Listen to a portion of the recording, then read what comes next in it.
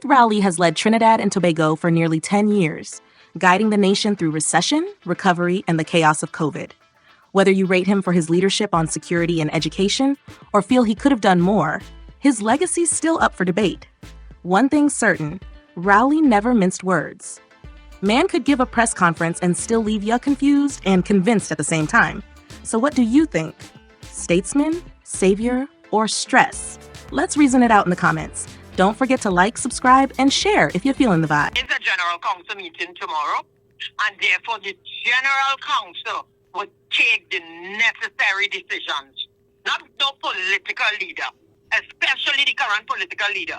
He needs to resign and go. He has to resign and go and play golf, spend time with his family, as he said, and allow the General Council, allow the party to engage in a discussion, in a discourse, to determine who will be our opposition leader in Parliament. That's the first thing. But when asked how he feels about the backlash and calls for his resignation, an unfazed Dr. Rowley told CNC3 News it comes with the territory. With Rowley out and Stuart Young's chances looking grim based on feedback from some PNM stalwarts, it's down to the remaining MPs like Penelope Beckles, Dr. Nian Gaspidoli, Camille Robinson-Regis and Brian Manning. When CNC3 News spoke to Manning, he said he's ready to serve. I'm always ready to serve the people of Trinidad and Tobago, and that the good members of the People's National Movement will decide who will be their executive members and leaders going forward. Now is the time for introspection, for us to really listen to what the electorate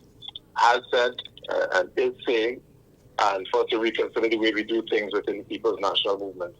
We have to become a lot more sensitive. Efforts to contact the other MPs were futile, but Baptiste Primus believes it may be time for a female to lead the PNM. As a woman who have smashed many glass ceilings in my life, I would be delighted if a female is to be our new opposition leader.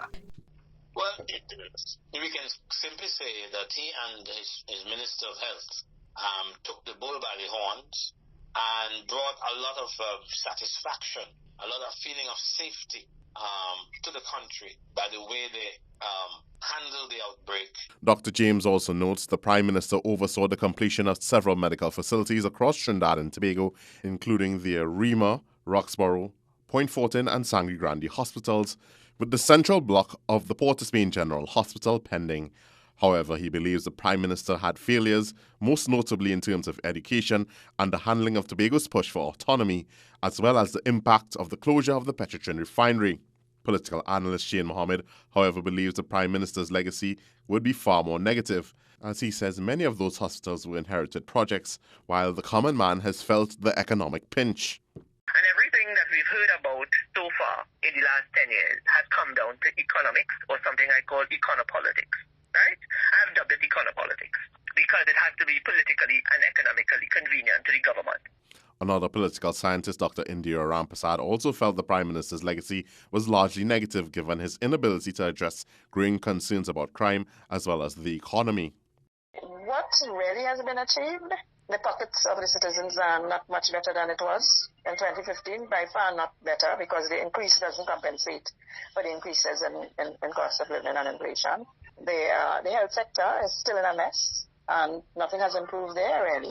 However, PNM stalwart and former Arima Mayor Ashton Ford believes the Prime Minister's work with regard to addressing Tobago's sewerage issues, which included bringing on the APT James, the Galleons Passage and the Cabo Star, as well as the completion of several projects around the country, particularly the development of the infrastructure in Diego Martin, would be remembered by the public.